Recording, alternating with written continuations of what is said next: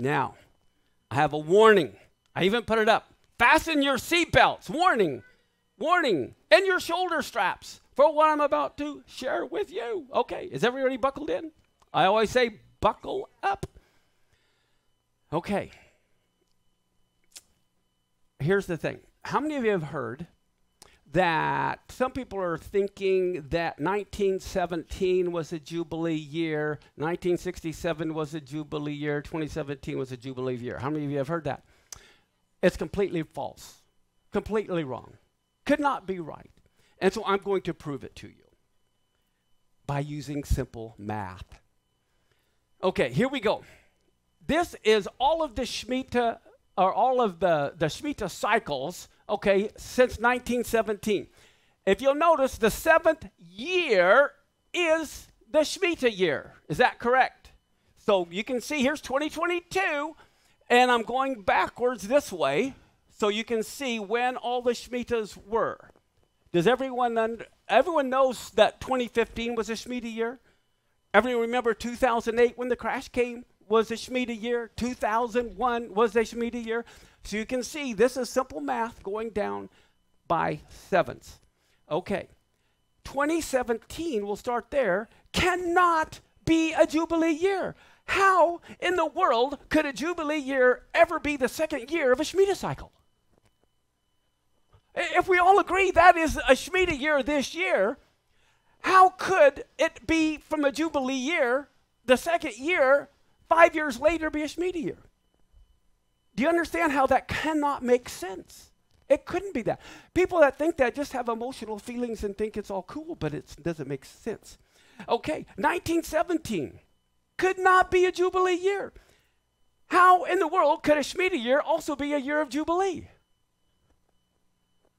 This is math.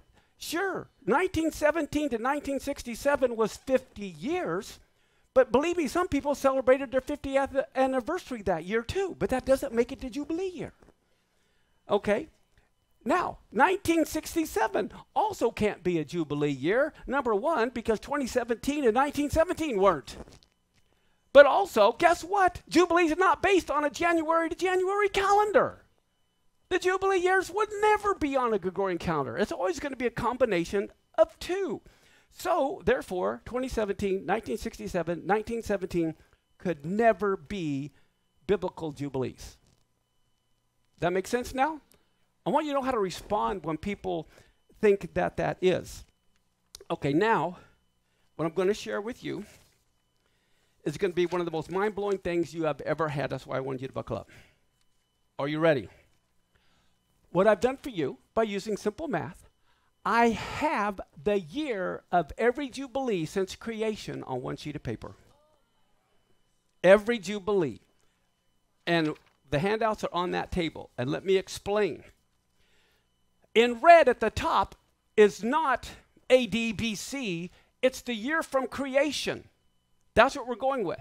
And so here we see Adam and Eve at the top left. There was the 50th year of Jubilee. That's the second Jubilee because like 0 to 1, a lot of people forget 0 to 1. Okay, so here we come across in the red, I have from creation. So the flood took place in the year 1656 after Adam. Okay, now underneath what I put is the double year BC of when it happened. So you can go all the way down to the flood. Now, here's the next set of Jubilees. We see up at the top, Abraham was born in 1948. Isn't that fascinating? Israel becomes a nation in 48. Abraham was literally born in 1948 from Adam. Okay, now, in the year 2238 is when the Exodus began. Literally, that was the year from Adam, was the year 2238. And then you go to the next line, the year 2453 is the exact year Moses took them out of the wilderness. And this is all simply by doing the biblical math. Then we come down in the year 2889, David was made king. In the year 2941, the temple was dedicated. Over here in the year 3361, the temple was destroyed. You can do that using simple biblical math and going all the way down. Now, as you know, some people think the temple was destroyed in 586 BC. Some think it's another one. But right here, it was the year 3361 from creation. Now, look at this. This is what's amazing. And you can see the pattern in all of this.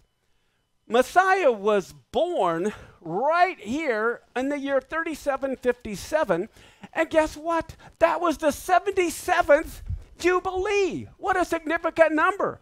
It was during the 77th Jubilee that the Word became flesh physically. Only God could do that timing. Oh, but wait, there's more. Here we go. Okay, now, here we are, right here. We're celebrating the 118th Jubilee, this Yom Kippur, and we're about to enter the 119th Jubilee. And you'll notice the math has worked out all the way to here. You can start here and work backwards. This is simple math. You got to be smarter than a fifth grader, though. Okay. So right here. Now, what I have over here, this is the 100th Jubilee. And that's when the Crusades took place. That's what's there. But now, are you ready? Drum roll. I told you from the natural Adam to Messiah coming in the flesh happened in the 77th Jubilee. Who's the father of our faith? Abraham. Well, guess what? This year is the 77th Jubilee since Abraham was born. It's the 70th anniversary from right in the middle of the Exodus. Now, the Exodus was like 215 years, so it's not the beginning, it's not the end, it's the exact middle.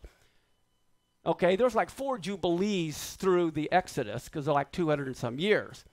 But it is exactly the 70th Jubilee, putting you right in the middle of the Exodus. It is also the exact 50th Jubilee from the destruction of the temple. So here, it's the 50th Jubilee. It's the Jubilee of Jubilees coming up here. All of these things are lining up.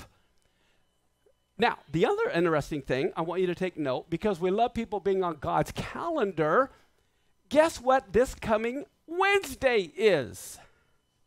This Wednesday, September 25th, is the anniversary of the first day of creation when God said, "Let there be light." That's this Wednesday. So when you wake up and you see the light, you can thank God that He created everything. Fascinating.